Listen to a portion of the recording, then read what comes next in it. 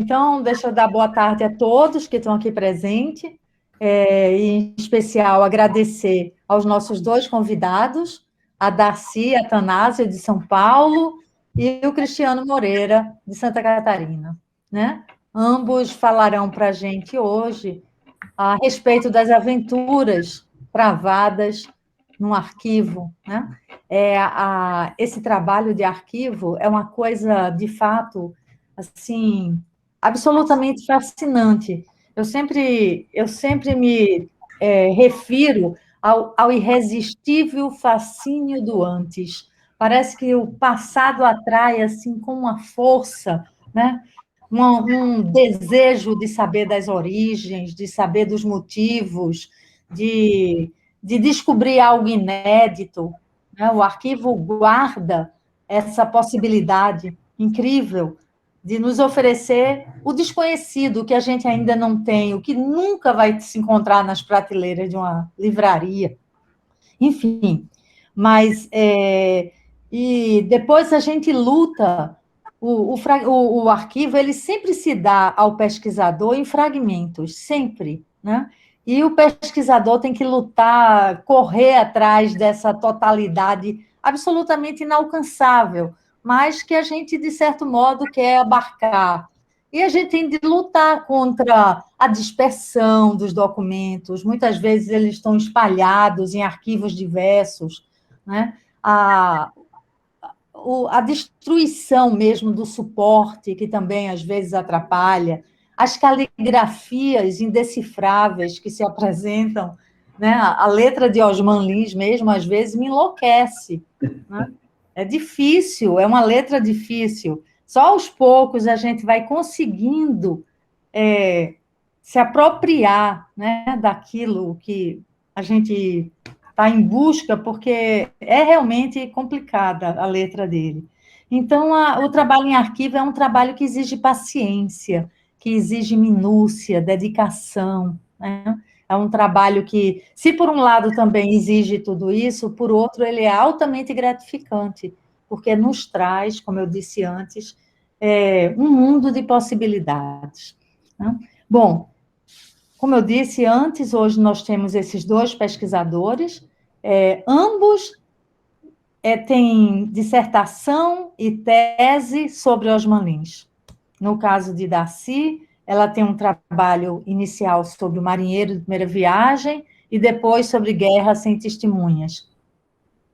E o Cristiano trabalhou inicialmente com a Rainha dos Cáceres, né?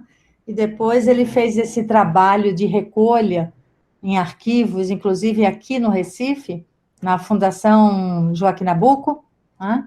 De inéditos, que ele chegou a publicar, a organizar em livro, para além da tese de doutorado, juntamente com Ana Luísa Andrade e o Rafael Dias. Bom, então eu vou passar a palavra para a Darcy, e assim que a Darcy terminar, Cristiano, você pode começar, tá bom? Eu não vou nem falar mais. Quando ela acabar, você inicia. As pessoas que quiserem fazer alguma observação, algum comentário, alguma pergunta, por favor, inscrevam no chat aqui ao lado a palavra inscrição em caixa alta. Não esqueçam de fazer em caixa alta, para que não passe no meio de tantas pessoas que escrevem, ela se destaque e a gente vê com mais facilidade. Tá bom? Então, passo a palavra para a Darcy. Então, boa tarde a todos. E, em primeiro lugar, eu quero agradecer pela oportunidade de falar sobre o mestrado que aconteceu em 2007, né? Foi apresentado em 2007 a minha dissertação. Foi incrível para mim porque me fez voltar no tempo. O que eu vou fazer? Eu vou ler alguma coisa e, em primeiro lugar, eu vou apresentar algumas questões sobre o livro estudado e depois, então, eu passarei as minhas observações com relação aos arquivos Osman Lins. Então, começo dizendo o seguinte, que realmente vocês me fizeram retornar no tempo e resgatar a época do mestrado, quando minha dissertação à banca em 2007, sobre a obra Marinheiro de Primeira Viagem, teve a orientação da professora Aurora Fornoni Bernardini. Marinheiro de Primeira Viagem foi um livro escrito após a viagem que Osman Lins fez à França, onde ele ficou por um período de 6 meses. Para o autor, foi uma época de magia, e foi uma pesquisa que exigiu muitos esforços da sua parte, dado as suas indisponibilidades financeiras para tanto, porque ficar 6 meses na Europa, como ele desejava, não era alguma coisa tão simples assim. E ele precisou recorrer à Aliança Francesa para viajar como um bolsista, isso em 1961. Ele desejava participar por essa experiência, porque ele considerava fundamental para a sua formação como escritor. Então, não era uma viagem simplesmente de lazer, uma viagem de turismo qualquer. Não, ele tinha necessidade de se enriquecer das grandes obras dos museus das cidades francesas e de todo o seu entorno. Vale lembrar que Paris era um polo de cultura e conhecimento, e ainda hoje, claro, né, exerce grande fascínio e necessidade que nós temos de conhecer aquelas maravilhas. Imagina o que significava para Osman Lins, que viveu permeado por uma supervalorização de tudo que era francês. A influência francesa em Recife foi tão forte que a cidade viveu a sua Belle Époque, né?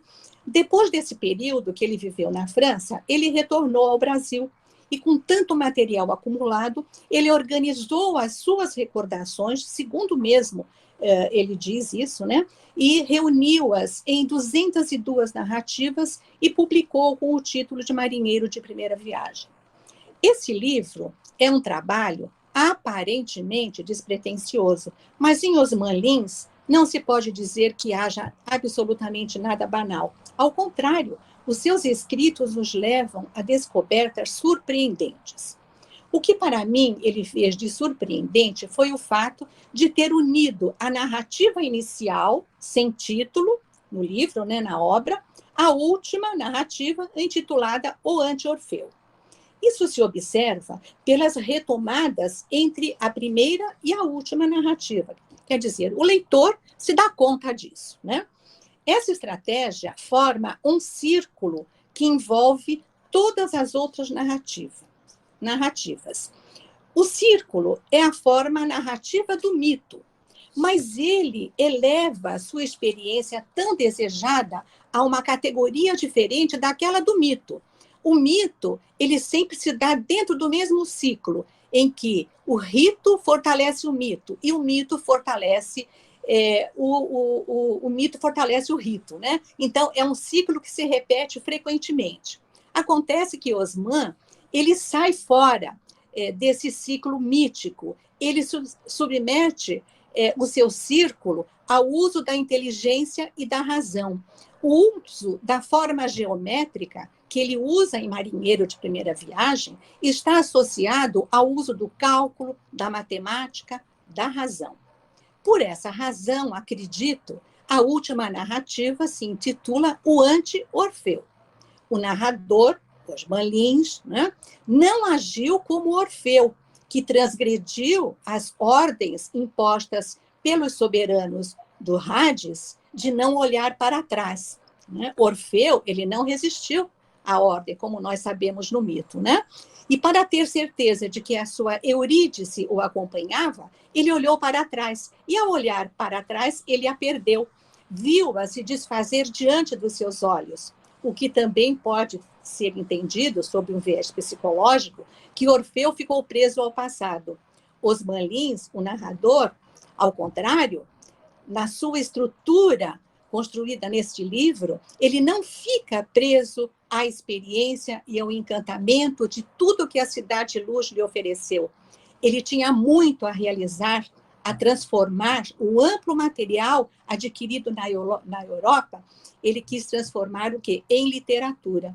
Com essa consciência, ele finaliza o livro, né, Marinheiro de Primeira Viagem, dizendo que deixa o aeroporto, né? Ele encerra o livro deixando ao aeroporto sem olhar para trás, de coração confiante a assoviar desafinadamente. Quer dizer, ele não viveu o mito, assim como Orfeu, que ficou preso ao passado. Osman Lins aproveitou toda a sua experiência para construir uma literatura com todo esse material que ele trouxe. Bom, então vale ressaltar que Osman Lins fez muitas anotações, trouxe amplo material que acumulou nas visitas aos museus, às peças teatrais e filmes que assistiu, aos escritores de quem se aproximou, como Rob Grillet, Michel Bitor, Ventiloria, entre outros. Então, com tão rico material que constatei em Marinheiro de Primeira Viagem,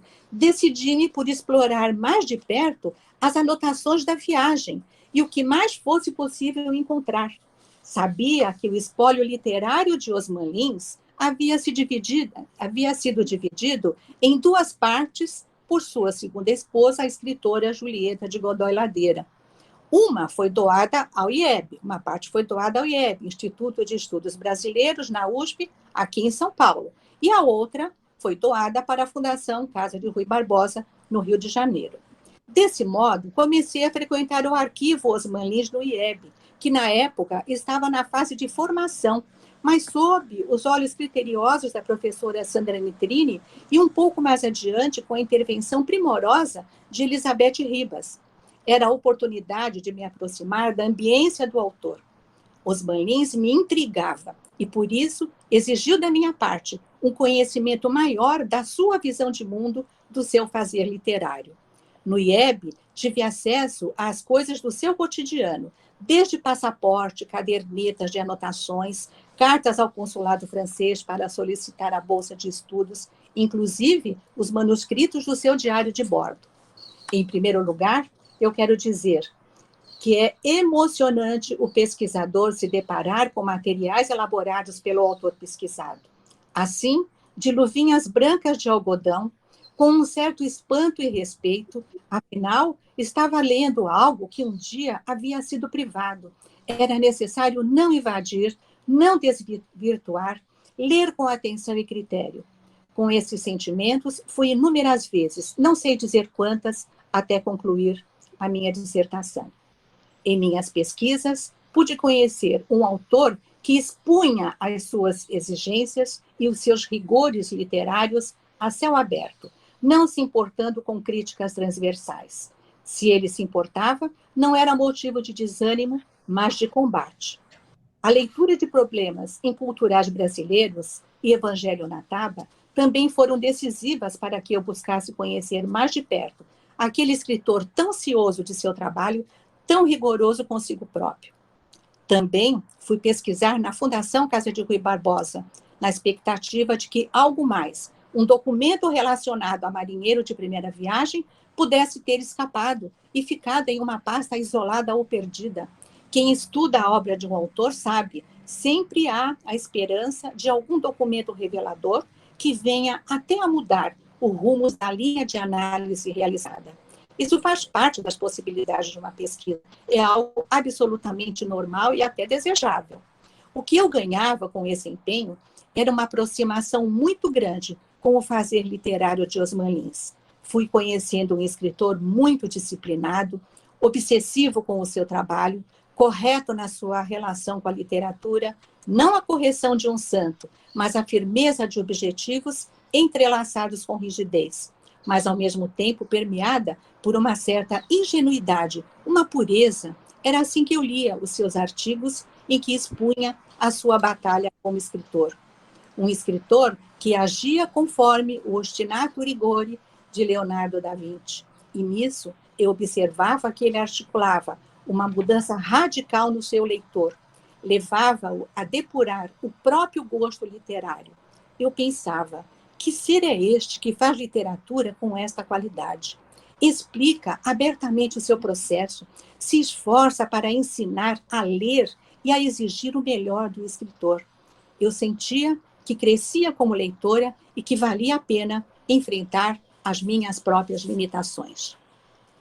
Terminada a fase do mestrado, depois de algum tempo, decidi continuar meus estudos na obra de Osman Lins e optei por defender tese sobre o ensaio Guerra sem Testemunhas, o escritor, sua condição e a realidade social, o que se deu em 2015, desta vez sob a orientação da professora Sandra Margarida Nitrini.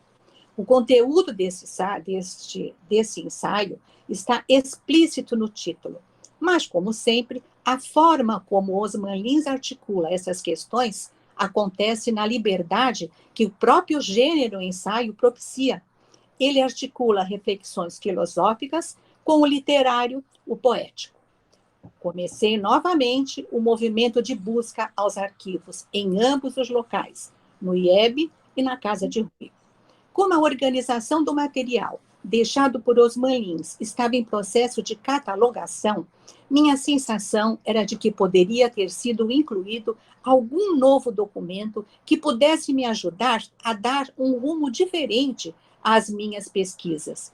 Preciso confessar que sofro da mesma obsessão de fazer o melhor que posso em termos de pesquisa. Voltei a pesquisar no IEB, voltei a pesquisar no Rio de Janeiro e devo confessar que a minha acolhida por Rosângela Florido Rangel, a responsável pelo arquivo da Casa de Rui Barbosa, foi de uma delicadeza e apoio inconteste. Recebeu-me de braços abertos e pude passar horas explorando o material disponível, lendo cartas, anotações e muitos outros documentos que me ofereciam a exata medida para aprofundar as minhas observações. No entanto, o material específico de Guerra Sem Testemunha não aparecia. Faltava essa peça fundamental do quebra-cabeça. Uma manhã, como fazia todos os dias em que fiquei no Rio de Janeiro, ia para a fundação, saindo só para almoço e lá ficando praticamente até a hora de fechar no final da tarde. Nesse dia, ao entrar, Rosângela veio sorrindo até mim e disse: "Tenho uma surpresa, veja o que está aqui. Os manuscritos de Guerra Sem Testemunhas." Minha gente, é indescritível dizer a emoção que senti e o interesse ao ver aquela pasta grossa com colagens de tiras datilografadas, recortes de jornais, entre outras coisas. Tudo parte do trabalho que Osman Lins usou para escrever o ensaio. Realmente, eu devo dizer que é algo, só quem passa mesmo por isso pode sentir o que é achar um tesouro como este, né? Além disso, tive acesso ao diário de elaboração da obra, dia a dia, momento a momento, as suas angústias, as vitórias de um escritor diante de um trabalho que ele desejava realizar, mas muitas vezes sem saber como. Aproveito aqui para agradecer também a Ângela Lins, pelo tanto que me ajudou a decifrar a letra de seu pai, muitas vezes indecifrável para mim, mas que ela lia com absoluta familiaridade. E assim eu consegui trazer, né, para São Paulo uma quantidade de material. Inclusive, me foi permitido fotografar todo esse material de Guerra Sem Testemunhas. E voltei para casa com todo esse material, onde eu me dediquei a escrever a minha tese, né?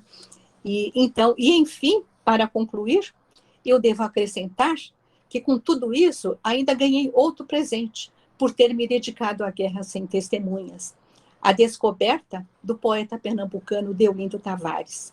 Osman Lins o apresenta ao leitor nas epígrafes iniciais de Guerra Sem Testemunhas. Que feliz descoberta! Após defender a tese, passei a buscar material sobre Deolindo Tavares. Atualmente, dedico-me a escrever o seu perfil biográfico e a tecer algumas considerações sobre a sua poética. Sei que estou demorando para concluir, mas isso se deve ao fato de que, no início da pesquisa, ela se apresentara absolutamente restrita em termos de conteúdo. No entanto, fui buscando, e diz o ditado que aquele que procura acha, o que é uma verdade. Muitas informações surgiram e me vi diante de muitas questões para equacionar. Muitas vezes fiquei aflita para concluir o livro de Deolindo, mas, em realidade, o que importa não é terminar rapidamente, e sim selecionar e ser fiel ao material encontrado. Essa é a minha proposta. E, finalmente, para terminar mesmo, devo dizer que tem sido uma experiência incrível conhecer a obra de Osman Lins. Estou só no aguardo desta situação sanitária se acalmar em nosso país, pois quero rever o material do IEB e o da Fundação Casa de Rui Barbosa, pois tenho propostas de prosseguir com as minhas pesquisas no âmbito da literatura de Osma Lins. É isso que eu tenho para dizer para vocês. Muito obrigada, Darcy. Obrigada eu pela oportunidade.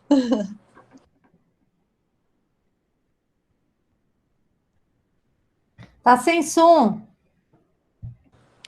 Sem som. Agora sim. Um percurso bonito, Darcy. Lindo texto. Bom, a incursão nos arquivos do Osma Lins, comecei a fazer quando pesquisei a Rainha dos Castros da Grécia para o mestrado na Universidade Federal, sob orientação do senhor Luiz Andrade. A Rainha dos Castros da Grécia para mim, um livro de muito desafio, de muita riqueza, um livro gigantesco, porque depois que a gente adquire certa leitura do Osman e o contato com o arquivo do Osma Lins, passo a entender que aquele livro é uma própria figuração do arquivo, de tamanhas informações e aberturas que ele oferece, né, para nós leitores, desde sua concepção, né, da sua estratégia narrativa, a inclusão de notas de rodapé, a citação de vários outros autores, a colocação de um gesto autobiográfico, né, no relato do narrador desconhecido, e que depois, na pesquisa, comecei a encontrar esses outros vestígios depois, né, no doutorado. O mestrado, só para afirmar uma questão de temporalidade, eu defendi em 2010. E o doutorado eu iniciei em 2014 e terminei em 2019. Enfim, a Rainha dos Castros da Grécia, então, sempre foi um desafio para mim, na ocasião do mestrado, primeiro para definir qual recorte fazer dentro daquele livro gigantesco, né, que oferece possibilidades imensas de percurso dentro dele, de questões de narrador, questões de temporalidade, questões desse Misenabim, que a professora Sandra já trabalhou bastante, né, e nos oferece essas possibilidades de pensar a partir de Gide, enfim. E na ocasião, me chamou a atenção, me fixou muito aquela questão das mãos, né, do romance de Jules Lenone e da aparição de Maria de França ali. Esses dois eventos, essas duas imagens, a Rainha dos Castros da Grécia, para mim hoje, assim, falando sem ter anotado, mas aquilo que está tatuado na memória são as coisas mais impactantes que aquele livro me provocava. E, teoricamente, isso, na ocasião que eu trabalhei com o professor Luiz Andrade, do grupo de estudos benjaminianos, a gente chegou à conclusão que teria tudo a ver com o pensamento da imagem dialética, né, que o Walter Benjamin traz, com as noções de Ursprung, né, da origem benjaminiana, né, essa coisa da revoluta do tempo, né, da imagem dialética que nos lança essa Maria de França e, por sua vez, ela nos traz ao Recife dos anos 70, como uma outra pessoa, uma outra figura, uma outra imagem, né, essa personagem tão instigante, rica e apaixonante que é Maria de França. Essa mulher, então, dentro desse romance estruturado em 5 capítulos das mãos, me fascinou. E esse gesto das mãos, como todos aqui sabem, né, é muito caro aos Osma Lins, desde sua história pessoal com o pai alfaiate. E nesse livro há aquele gesto, vocês devem lembrar, em um momento em que o sujeito esmaga a mão com 3 pancadas, né, que ele segue ali num beco, Maria de França sai da Previdência Social, né, mais uma vez frustrada, e tem essa cena, né, do desmonte da mão, né, uma cena assim que parece que é a disseminação dos sentidos, enfim, algo muito, muito forte. Fiz a defesa, então, da dissertação pensando essas questões da temporalidade a partir desses personagens, né, do romance de Jules Lenone, Ronfilo Rival, daquele quiromante que existiu na França no século XVII, se não me engano, está lá, encontrei um arquivo na Biblioteca Nacional Francesa de um livro que citava um quiromante chamado Ronfilo, Então, ficou essas arestas dos arquivos em aberto, né, de desejo de conhecer mais essa obra. Fui para a Fundação Casa de Rui Barbosa também, na ocasião, encontrar os arquivos da rainha, e os desenhos dos das mãos, das anotações, as referências bibliográficas aos estudos da quiromancia, né? É um arquivo muito bonito, né? Com os recortes, até a caminhonete que atropela a Julianone tem o catálogo da Chevrolet. Oi, Ângela, agora te vejo. Tem o catálogo da Chevrolet. Então, é muito minuciosa a pesquisa, né? Que o Osman fazia. Então, fechou esse ciclo. E quando eu retorno em 2014, então, para fazer a pesquisa de doutorado, meu projeto era um projeto totalmente outro. Eu iria fazer uma pesquisa de Osman Lins e Joaquim Torres Garcia, o artista uruguaio, né, do universalismo construtivo. Para não me alongar nisso, que não é o mais importante, a ideia era pensar um romance, a Valovara como um romance construtivo, né, junto com uma questão mais abstrata de Clarice Lispector, né, pela questão do universalismo construtivo do Torres Garcia, toda uma questão geométrica que está em Osman Lins, a pesquisa ia nesse campo.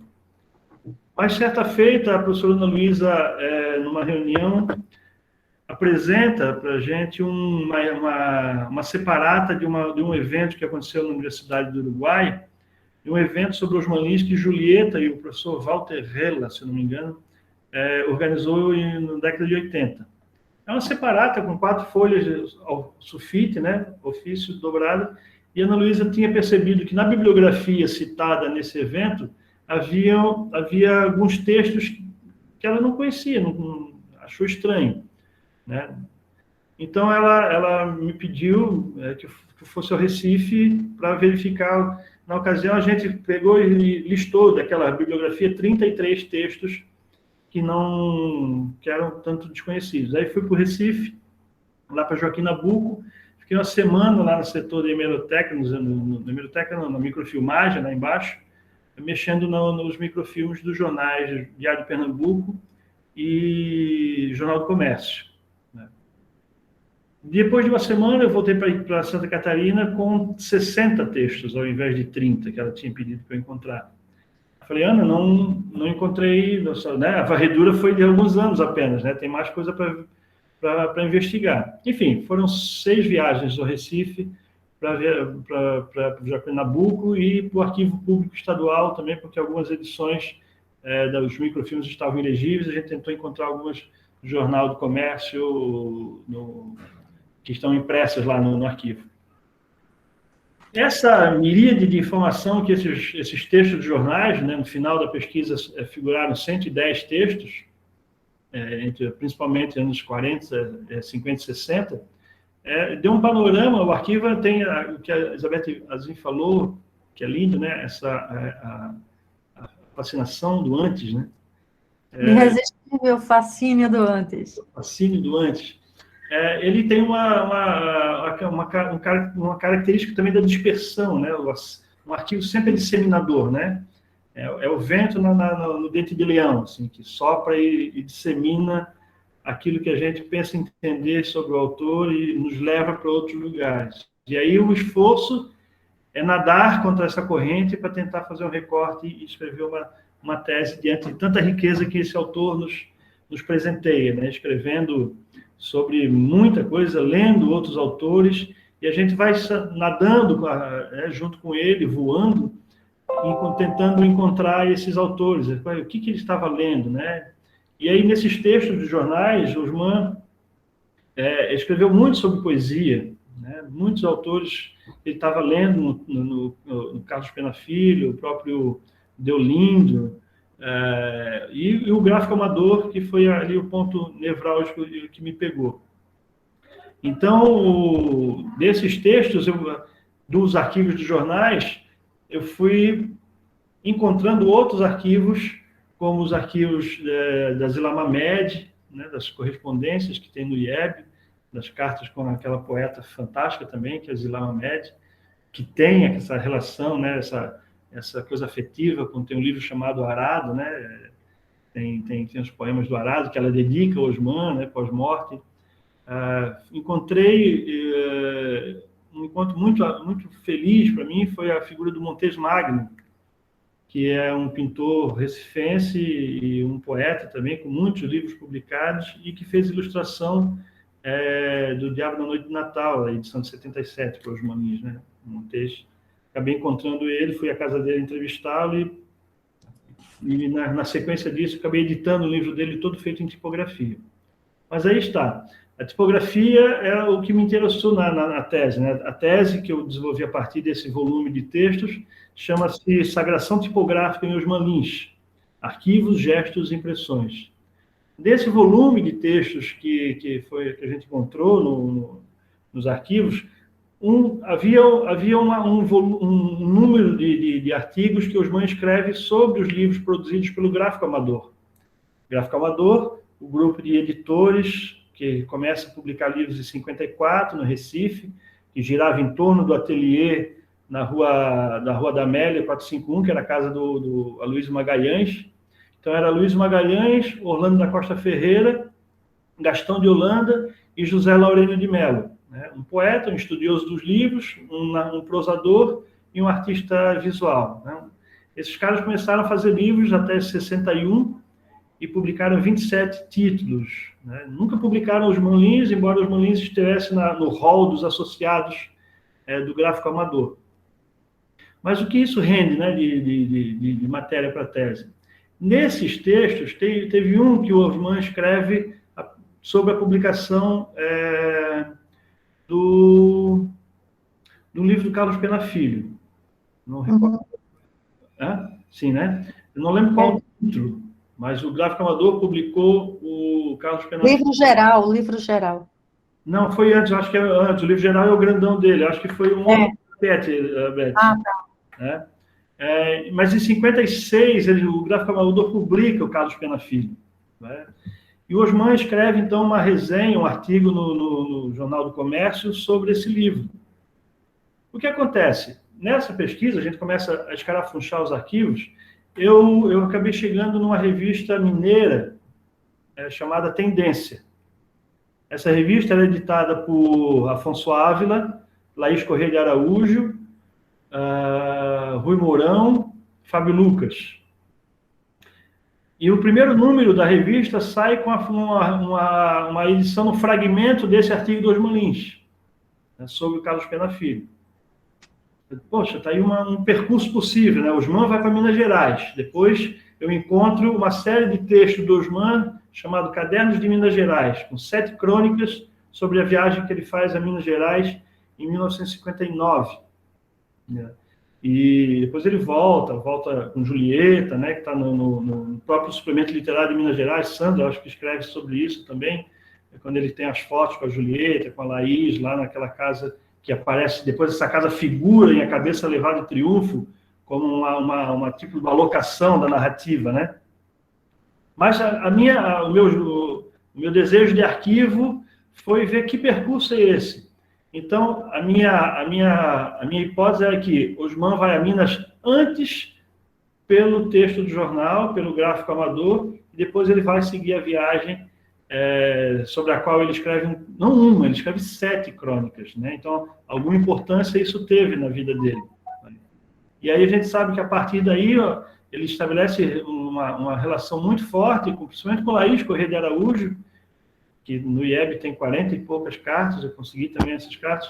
Eu não consegui as do Osman para Laís.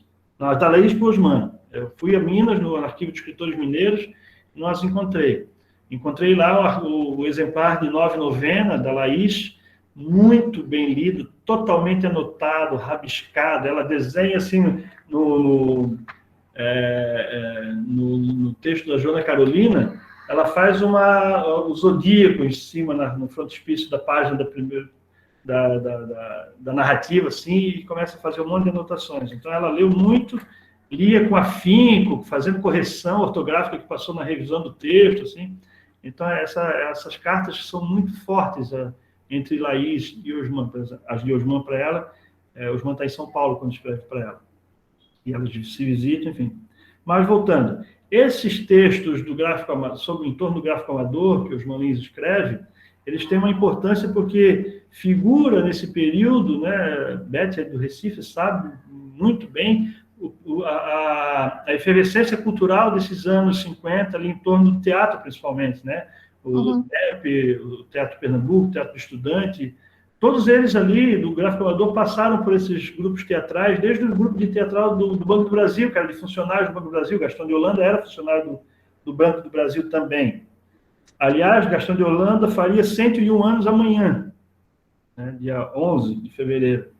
Passando retrasado, não, 102, né? O centenário foi em 2019. Esse é um mestre também da edição de livros. Então, a leitura desses textos de jornais que Osman escreve sobre o gráfico amador e sobre o movimento teatral da juventude pernambucana nesses anos, nos dá um panorama para entender quão forte era esse movimento, quão icônico era essa casa na Rua da Amélia, que o Aloysio Magalhães levava palestras sobre o mamulengo para o grupo de teatro. Era o ateliê era um ponto de cultura, se fosse nos tempos de hoje chamado, né? Um centro cultural efervescente. Então, acho que não sei se foi Laura está aqui, acho que foi ela que pesquisou também a questão do Osman em Minas Gerais, com a questão barroca, a partir do conto barroco, um trabalho muito bonito. É Vanessa, você quer dizer? Não sei, não lembro o nome agora. Foi Vanessa? Vanessa. Foi tua orientação, né? É uma dissertação muito bonita, muito bem feita, assim, com a leitura muito, muito perspicaz do conto barroco, e que eu não cheguei nessa, não avancei até aí. Foi mais nessa questão da viagem, da relação, qual era a minha procura. Que espécie de gênese, origem benjaminiana, não origem de ponto de partida, que a tipografia podia ter nessa questão tipográfica gestual dos Osman, que está em Nova Novena, que está em Avalovara, principalmente, né, que está nesse pensamento matemático do escritor. Né? Então, eu fui atrás dessa questão do gesto tipográfico, de como essas marcas ficavam fortes na pesquisa desse autor. E aí a pesquisa me leva a encontrar esses autores que depois a gente vai encontrar na Rainha dos Castros da Grécia, just in time, no tempo, né? No tempo. Assim, Orlando da Costa Ferreira morre, os Malins põe lá na página, no final do livro. Né? Morre hoje no Recife, né? Uma coisa assim, não vou lembrar agora, mas ele dá um obituário do Orlando da Costa Ferreira dentro da Rainha dos Castros da Grécia. É um livro vivo, é um livro pulsante daquilo que, né, que a gente entende, sabe, da coerência da pesquisa dos Malins dentro da sua vida e da narrativa. Né? Ele fala também tem uma passagem, eu não vou ter ela agora, mas vocês vão lembrar, quando ele fala do romance do Turguniev, Rudin. Lembra que ele diz que na carta, este eu mente quem lê a carta, e ele vai dizer assim, mas, sobretudo, mente a tinta tipográfica, porque a ficção começa aí. Né? Essa é a chave da minha leitura. Né? A ficção começa na tipografia. Né? No momento que a impressão, que o papel é apertado ali pelo tipo, pela máquina tipográfica, aí começa a ficção. Quando o tipo na página cava aquele relevo, e ali a gente tem uma caverna escura pela tinta tipográfica que recebe a luz através dos nossos olhares de leitor. Né? Eu não estou marcando tempo, como é que está o... Se preocupe. Tá. Pode ir. Tá bem? E assim, o Osman está lendo várias pessoas que estão também pensando na tipografia, estão interessados no ateliê da Rua Amélia, né? Uma dessas autoras é a Ângela Deluxe, que Osman publica naquele período um texto sobre a boneca a partir de outros contos, uma coisa assim. É um livrinho que a Ângela Deluxe publica pelo órgão estatal, hoje é a CEP, né? E num outro artigo que eu encontro, a Mônica, essa Ângela Deluxe, escreve sobre o ateliê da Rua 45, descrevendo todo o espaço do ateliê do Aloysio Magalhães e da turma do Gráfico Amador. Para mim, para eu poder articular isso, eu vou buscar o Derrida naquele Margens da Filosofia, quando ele está trabalhando sobre a ideia da impressão, da máquina de arquivo, né, do mal de arquivo, para pensar essa questão do tímpano. Né? O Derrida vai falar que o tímpano é algo mais importante, porque o tímpano é aquilo, Derrida, quando a questão da voz na filosofia, né? Mas ele traz a tipografia, que na tipografia, para quem não sabe, eu trabalho com tipografia também, tenho um acervo tipográfico onde eu moro. O tímpano é aquela parte da impressora tipográfica, da Minerva, que leva o papel até a matriz, onde ele recebe a pancada. Então, o Derrida vai falar que esse tímpano é o limite entre o dentro e o fora, né? É onde as coisas nos marcam a impressão. Então, essa impressão de arquivo foi aqui que me marcou e eu tentei dar conta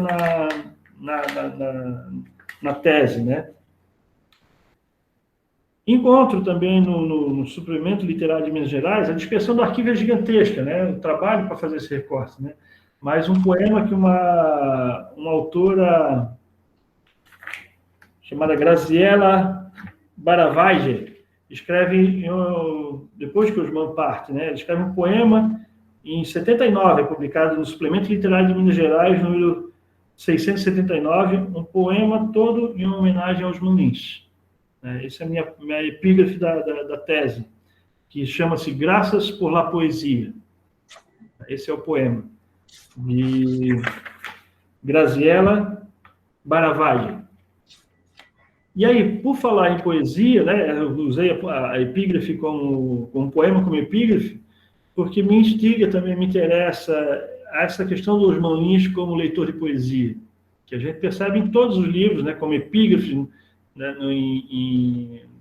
as epígrafes bíblicas estão no Visitante, estão no Deolindo Tavares, estão em Avalovara, né, o Engenheiro do Cabral em Nove Novena. Então, o Osman Lins, o Rimbaud e tantos outros poetas que a Rainha dos Castros da Grécia nos apresenta, né?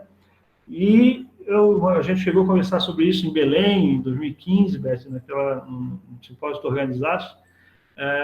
E toda essa questão da leitura de poesia, o corte da página, né? Eu cheguei a pensar assim, Avalovara é um grande poema, cada capítulo é um enxergamento, né? Ele vai nos dando essa voluta, né? Avalovara é um poema gigantesco.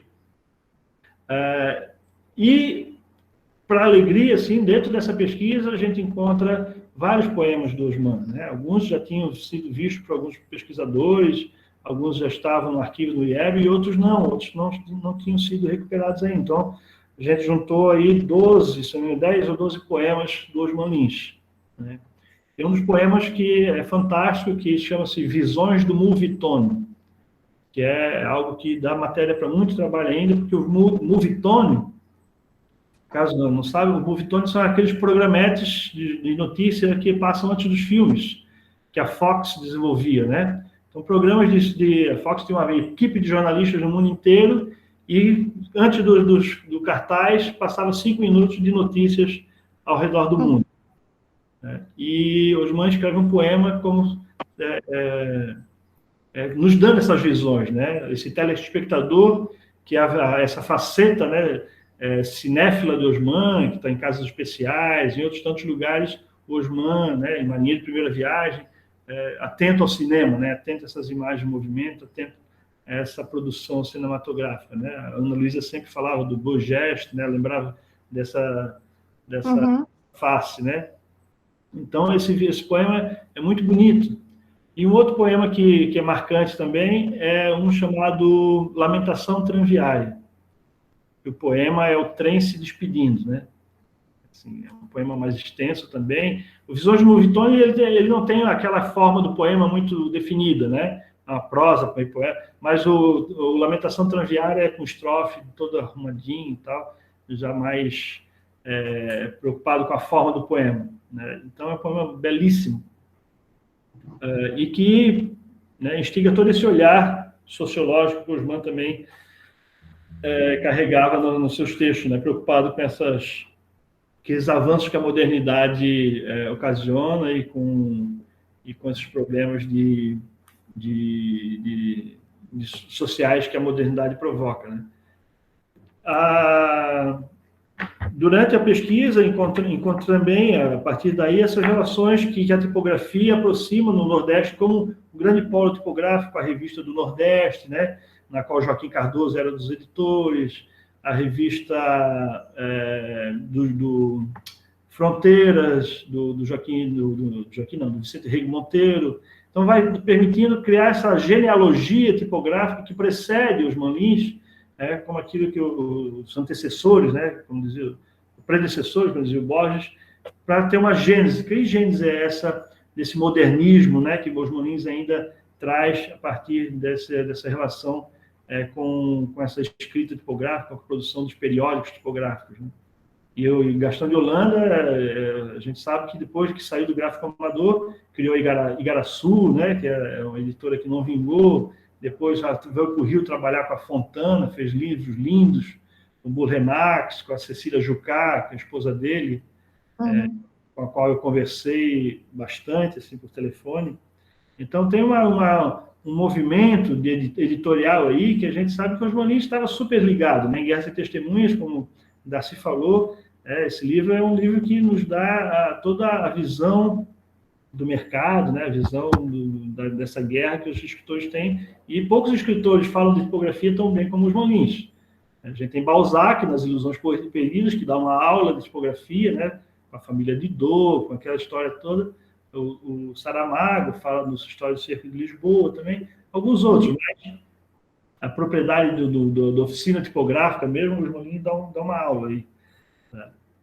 Enfim, o Osmalins nos permitiu, então, junto com a Ana Luísa Andrade e o Rafael, fazer a organização desse livro, né, em 2 volumes, é um imprevisto de arribação, um título sugerido pela Ana Luísa Andrade, que é de uma crônica, de um texto que o Osmalins escreve, falando dessas aves de arribação, e que está, se vocês quiserem, não tiverem o livro, pode ler Domingo de Páscoa, que está um fragmento quase ipsis literis, Domingo de Páscoa, está nessa crônica. Essa crônica é muito anterior a Domingo de Páscoa, esse texto. Né? Então, assim, o Osmalins era muito coerente, nada que ele fazia era gratuito, nada se perdia, né?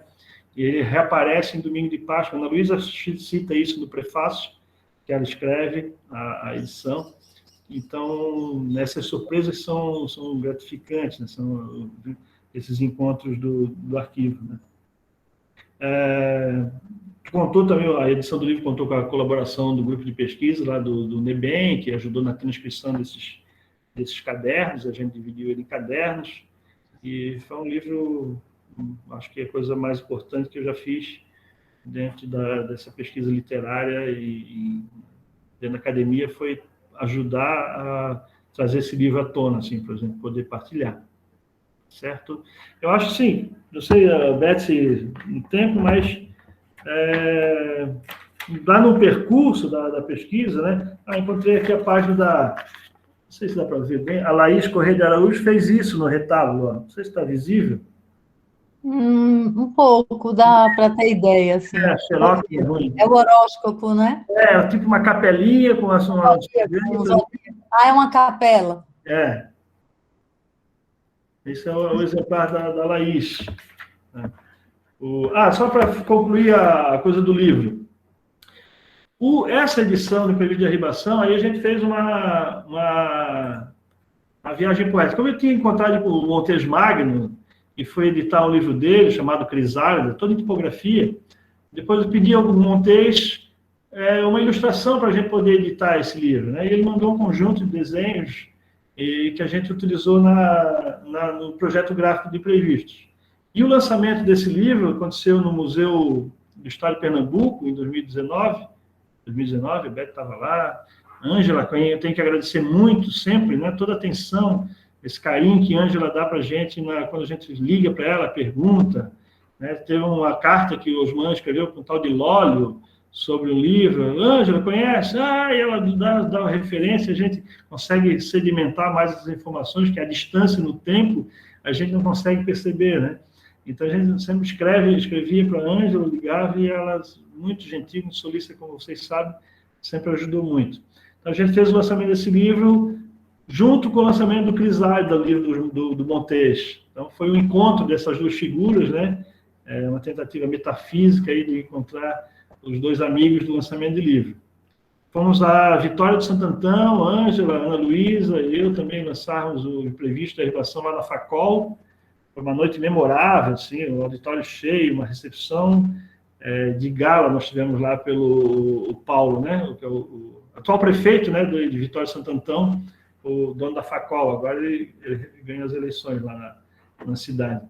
Então, é um livro que deu bastante alegria para a gente. A gente não conseguiu circular muito com ele ainda, né? Quem sabe logo a gente possa circular em outros eventos. Esperamos, né, em eventos presenciais para poder trocar ideia. Acho que por hora é isso. Quero agradecer o convite, agradecer essa possibilidade dessa jornada, a Ana Luísa, a Ângela, Beth e os demais colegas de pesquisa. É isso.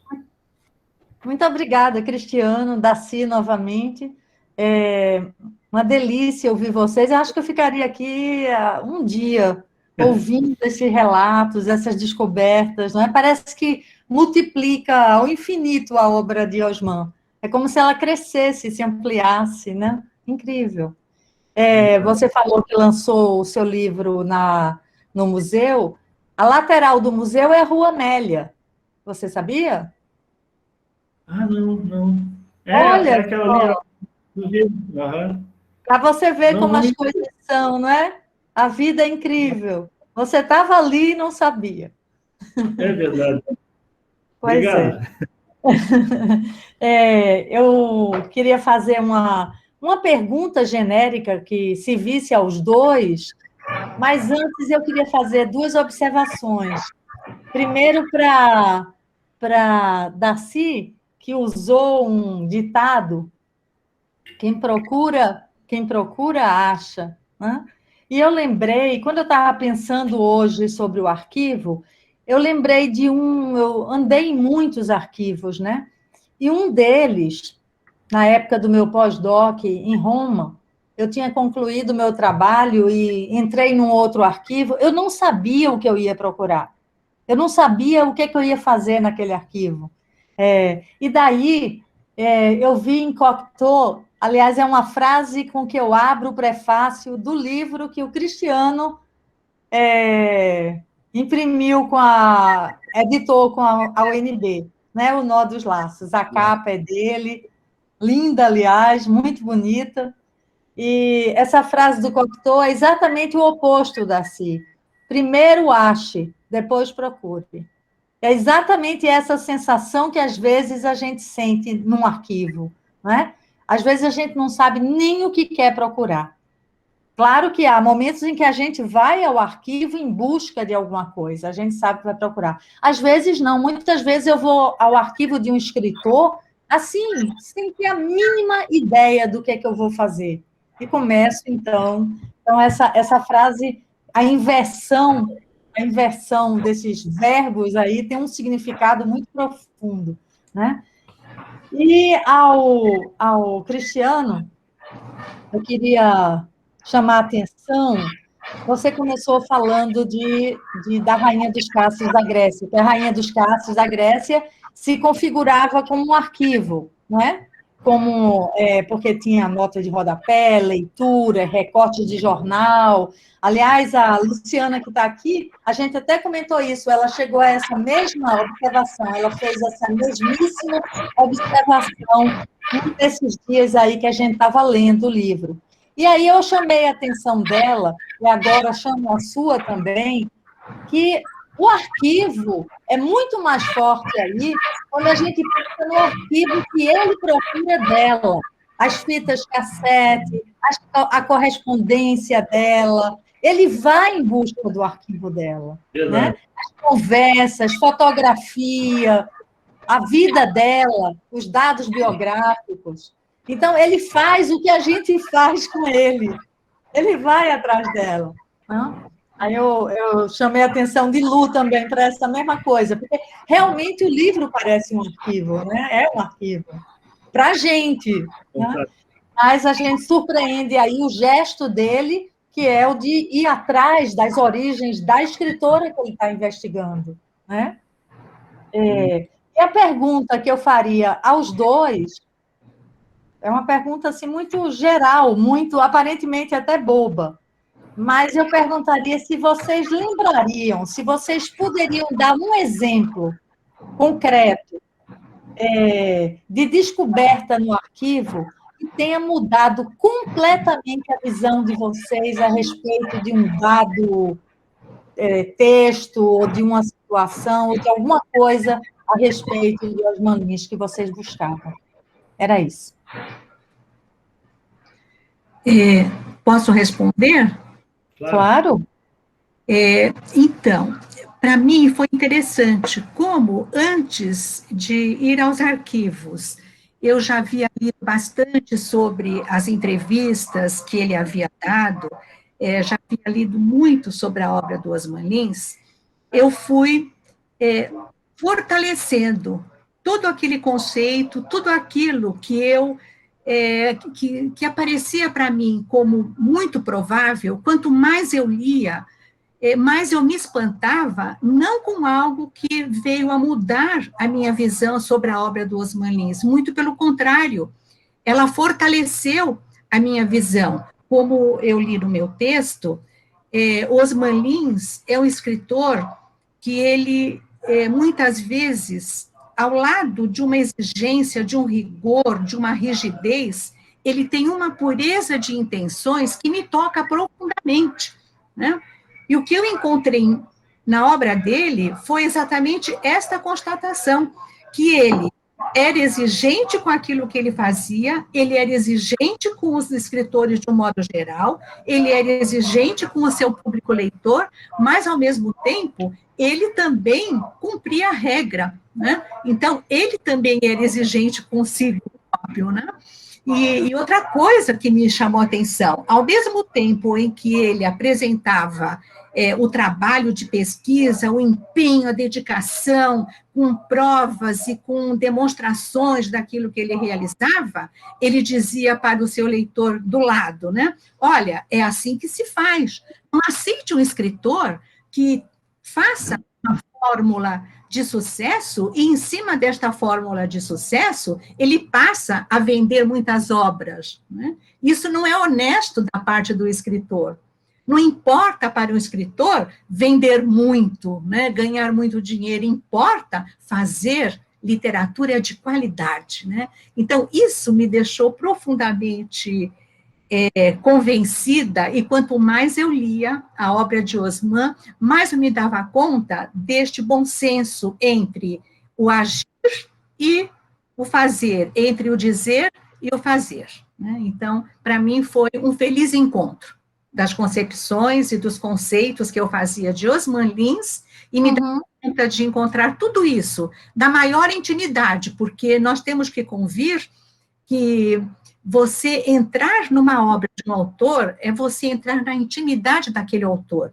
Eu entrei nesse processo, primeiro, com uma emoção profunda, segundo, com um certo receio, porque a impressão que eu tinha é que se eu fizesse algo indevido, eu estaria maculando aquilo, porque aquilo pertenceu a alguém que estava fechado numa gaveta, que ele escreveu, né, na sua intimidade, e de repente eu estava desvendando aquilo tudo. Então, para mim, foi uma experiência pessoal, né, foi uma experiência intelectual, e foi um aprendizado muito grande, que passou, inclusive, a determinar a maneira como eu comecei a ler outros autores, né? Então, Osman Lins é incrível, né? Nós que somos pesquisadores de Osman, quanto mais, não é só uma paixão pessoal sobre o autor que nós estudamos, mas nós temos que convir que ele é um escritor, ele é um professor, né? Ele é um orientador do seu leitor,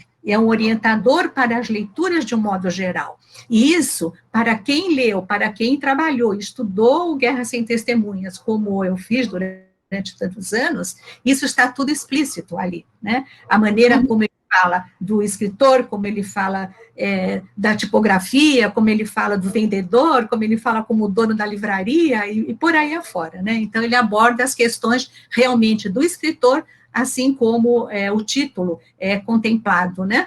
É a realidade do escritor e tudo aquilo que o envolve. Então, Osman Lins não é uma constatação maçante, né? Quando nós vamos ao arquivo e nós nos damos conta de que aquilo que nós achávamos antes do arquivo é a mesma coisa dentro do arquivo. Não, para mim não foi algo maçante, ao contrário, né? Foi exatamente uma boa surpresa, foi um motivo a mais para que eu continuasse pesquisando e me aprofundando nos meus estudos. É isso, né? E só mais uma coisinha sobre a questão do procurar, ou quem procura acha, ou primeiro você acha e depois procura, né? Quer dizer, de uma forma ou de outra, né? Nós podemos dizer que aquele que decide por uma pesquisa, ele tem que estar disponível, né? Uma pesquisa não se faz de qualquer jeito, uma pesquisa desse gênero, como nós costumamos fazer. Não se faz de qualquer jeito, e nem do dia para a noite, e nem passando rápido no Instituto IEB ou na casa de Rui, e de repente você vai embora, não.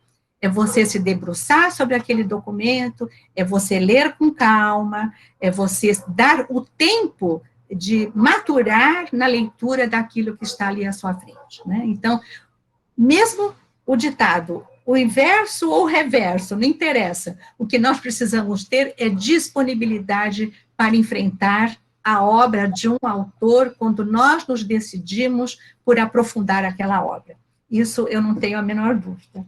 Tá bom, meus amigos, muito obrigada, viu, pela oportunidade de falar das coisas que nós adoramos falar. Pois é.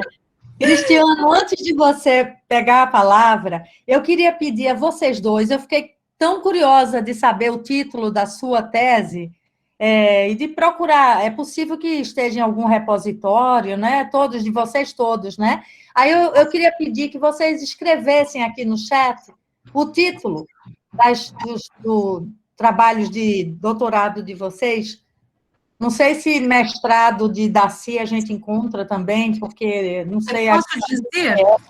Seria muito interessante. Olha, desculpe interromper, Beth. Quem é? Tanto a minha dissertação de mestrado quanto a minha tese de doutorado, eu não sei quem foi que colocou, mas elas estão disponíveis na Wikipedia.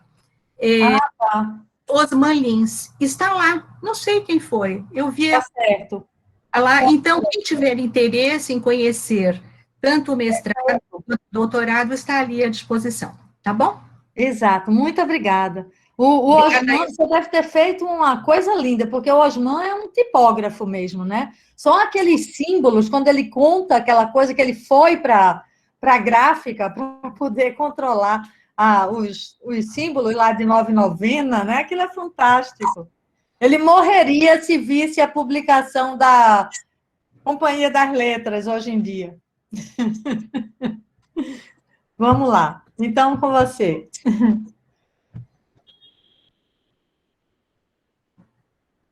Tá sem som, tá sem som.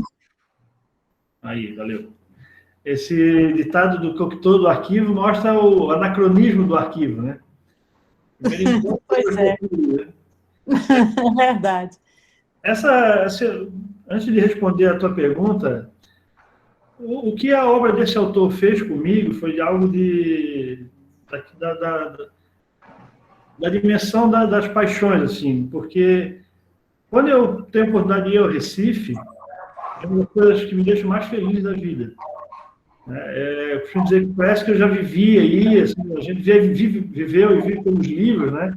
Mas ando, encontro pessoas no Recife como se fosse aquele personagem da Rainha dos Cáceres, né? E que vê a cidade se fundindo, assim. E a gente começa a estabelecer algumas relações com personagens da cidade e acaba sentindo, né, essas coisas de uma forma muito pessoal, muito próxima, como se tivesse parte da construção, como se fosse recifense, né? Assim, a gente meio que surrupia esse sentimento, né, o que gera ele.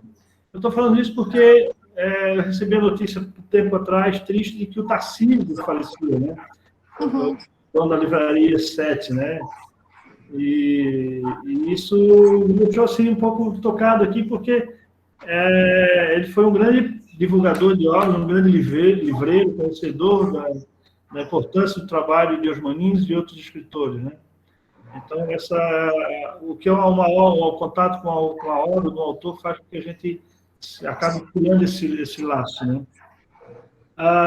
Sobre a questão, Beto, que tu colocaste, antes de ter o acesso ao arquivo, a gente encontra, pela leitura da ficção e do ensino dos Molins, um escritor muito erudito, um escritor que tem um entendimento da literatura universal, citado e estruturalmente incorporado ao seu trabalho, né?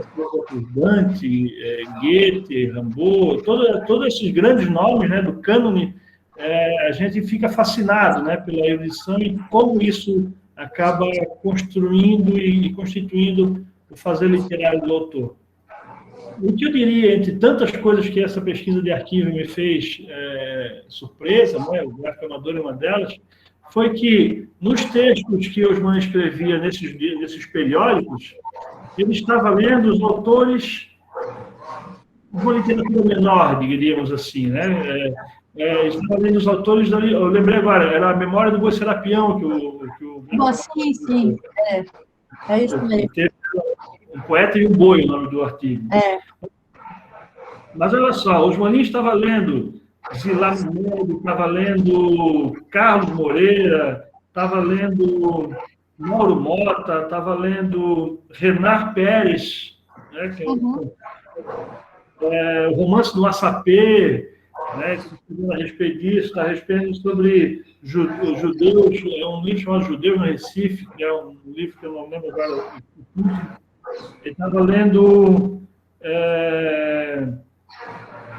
Gonzaga de Sá, enfim, ele estava muito atento àquilo tudo que estava girando naquele universo da sua região, né? Ele não estava alienado, somente interessado numa cultura colonialista, né? Isso é muito importante, porque tantos debates que tem sobre neocolonialismo que às vezes não passam por isso, né? E essas leituras que o arquivo dos Osman mostra, é de um autor muito atento a uma produção brasileira, né? Uma produção desses autores, poetas, prosadores, dramaturgos, pintores, eles escrevem sobre as pinturas, sociólogos. Então, é de uma dimensão, de um espectro muito vasto, né? E faz com que a gente entenda ainda mais os porquês de algumas colocações e alguns problemas que ele coloca na ficção, né? Que às vezes passa batido, mas se a gente começa a conhecer melhor o percurso das suas leituras, a gente entende que tudo, né, como uma mônada, né, os livros dele estão contidos nessa condensação, por isso que eu digo que é poeta também, nessa condensação de assuntos, né? Eu acho que isso é uma das coisas que me chamou muita atenção, assim, e de uma forma muito alegre, né? Porque, poxa, tá ligado no que está sendo feito aqui também, né? Estava muito atento. Muito bom. Obrigada. Arita, com você. Cadê ela? Ara?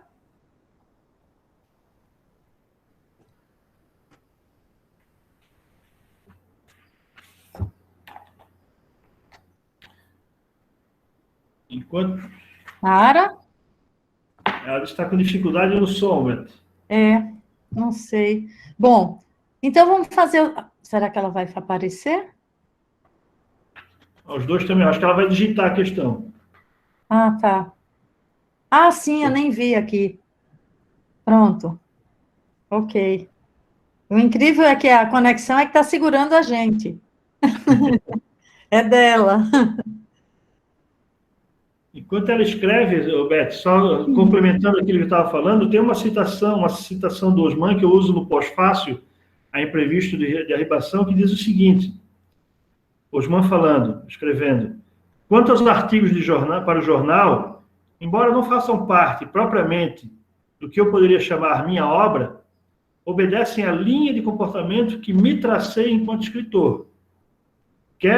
Acho necessário opinar sempre que possível, predominantemente na área cultural, deixando bem claro o meu pensamento e definindo a minha posição. Esta, por sinal, coerente, creio eu, com o que eu tenho sido e escrito. Não é? É esse o encantamento a que eu me referia, né? Exatamente. Perfeito. A Ara ainda não escreveu, a Sandra colocou aqui algo. Sandra, você não quer falar? Fale para ele. Bom, então aproveito aí para já cumprimentar tanto o Cristiano quanto a Darcy, que foi como muito agradável, muito interessante a gente ver, e ver como que antes de a gente ter acesso através das pesquisas de vocês sobre a vivência intelectual, cultural de Osman Lins, nos anos 50, no Recife, ainda que a gente tenha tido acesso a textos, mas toda essa história, essa relação dele com o gráfico amador, né, em que a Darcy também nos leva, através não só da pesquisa que fez sobre Osman Lins, mas sobre o que está fazendo sobre o Deolinda Tavares. Mas eu queria primeiro, antes de falar para o Cristiano duas coisas, só trazer um adendo com relação às pesquisas que a Darcy fez, sobretudo lá no Rio de Janeiro, marca a generosidade que há, e isso é muito importante a ver para o pesquisador, né? E acho que é muito importante que o grupo que agora, do Brasil, vamos dizer, que a gente tem acesso através das iniciativas da Elizabeth, da Araci, de todos, com esse contato, como é importante essa troca de pesquisas e de material que às vezes a gente está trabalhando e o outro está trabalhando, a gente pode trazer. Eu queria registrar o caso da Darcy, porque ela me trouxe das pesquisas dela que ela fez no Rio de Janeiro, por exemplo, o acesso a um conto inédito do Osman Lins, o Eco, não sei se a Darcy, ela me passou, como me passou outras coisas, né, inclusive, e que foi muito importante para o meu trabalho, para a pesquisa que eu fazia sobre a relação do Osman Lins com o Gide, né? Justamente a partir de um diálogo que há com o Rainha dos Cálices da Grécia. Isso para assinalar isso. Com relação ao Cristiano, eu gostaria de primeiro perguntar se você teve acesso ao arquivo da Zila Mamed, que se encontra na Biblioteca Mindlin. Não. Não, então, há um arquivo lá. Eu fiquei, quer dizer, eu não tive acesso, não fui atrás disso, mas eu sei que há na Biblioteca Mindlin um arquivo da Zila Mamed. Então, para os interessados, e até para nós, que fazemos outras pesquisas sobre o Osman Lins, mas ela era uma amiga muito importante dele. E uma outra coisa é dizer para você que, você falando do gráfico amador, que me veio a lembrança, algo que aconteceu há uns 3 anos atrás, que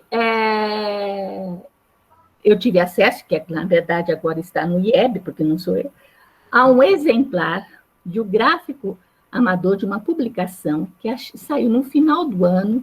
Eu não me lembro da data, nada disso, eu sei que foi no final dos anos 50, que ele ofereceu a uma pessoa que ele conheceu numa livraria aqui em São Paulo, que essa senhora já morreu, enfim, uma tal de Esmeralda, que era uma advogada, ela era formada em Direito. Eles tiveram assim, uma troca de correspondência, porque juntamente eu recebi através de uma pessoa que conhecia meu irmão e que sabia que eu lidava com Osman Lins e que, coincidentemente, era vizinha de uma senhora, que é essa tal da Dona Esmeralda. E ela não sabia nada da história de Osman Lins, nada. Quando Dona Esmeralda morreu, toda a biblioteca, o filho ofereceu para essa pessoa. E, entre essas coisas, ela achou o gráfico amador e umas cartas, poucas cartas do Osman Lins para essa senhora Esmeralda. Pois eu falo senhora porque eu tomei conhecimento dela já, inclusive, e esse material se encontra no IEB. Né? Então, é interessante de ver que, você falando do gráfico, como era importante, porque era até objeto dele de estar de presente para as pessoas. Né?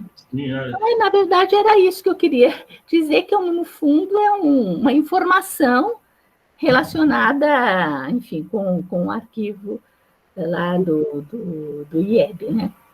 Como a esmeralda é uma informação preciosa, né? Uma pedra preciosa. Legal. Então, Obrigado, Sandra, por essa informação. não, então, quando a Sandra começou a falar, a minha conexão caiu e eu voltei depois e eu peguei o final da fala dela, da sua fala, Sandra. Eu acredito, eu não sei se é uma ingenuidade, ou se realmente as coisas devem funcionar assim, mas é assim que eu vivo, é assim que eu me relaciono com as pessoas. O trabalho de pesquisa é uma coisa muito complexa, é uma coisa que exige muitos fatores, disponibilidade de tempo, e às vezes até disponibilidade financeira para você se deslocar, para você poder se hospedar, para você saber aonde estar, não é? E eu penso que se nós queremos trabalhar pela divulgação do nome de um autor, nós precisamos trocar informações. O que me adiantaria eu ter tudo isso acumulado na minha casa, como eu tenho vários outros documentos aqui que estão à disposição para quem precisar, porque o que me serve tudo isso aqui para eu ficar agasalhando com que finalidade? Então, para mim, o autor cresce quando nós trocamos essas informações. Quando eu trabalho sobre um texto que aquele outro trabalhou, eu não estou competindo com aquela pessoa, eu estou fazendo crescer o nome do autor, e o prazer que eu acredito é exatamente ver que eu, por exemplo, trabalhei em Guerra Sem Testemunhas. Se eu encontrar alguém que queira trabalhar, é uma satisfação trocar ideia, e até contestar, talvez, coisas que eu coloquei, entende? É um prazer, porque o trabalho não se encerra naquilo que nós fazemos, é o contrário. Nós temos que entender que somos uma comunidade que se interessa por aquele autor, que vale a pena nós dedicarmos a nossa vida a essa atividade, porque é bastante exigente, nós temos que convir que trabalhar com os Malins não é qualquer coisa, não é verdade? Então, exige de nós, não é? Mas só que é uma exigência que nos faz felizes, é a impressão que eu tenho, porque quando nós falamos no Osman, nós abrimos o sorriso, nós não ficamos tristes por isso, não é verdade? Por mais empenho, por mais trabalho e dor de cabeça que aquilo tenha nos dado. Então, eu acredito que seja fundamental essa troca. Um pesquisador, ele não pode viver num mundo isolado, ele tem que trocar. Eu acho que essa é a alegria, sabe, da pesquisa, é a troca, é isso. Eu acredito. Não é nenhum tipo de bondade, não é isso. Entende? Eu acho que tem que ser assim. É assim que as coisas devem caminhar. A minha visão de mundo é assim. Tá bom, gente? Pura dádiva, né? A pura dádiva. Não sei como é que podemos chamar, mas é assim, é muito melhor dessa maneira do que de outra, não é verdade? Então vamos escolher o melhor. Tá bom. Chegou por aqui a pergunta da Araci para vocês, que eu vou fazer. Pergunto aos dois qual aspecto da pesquisa nos arquivos foi particularmente emocionante para vocês.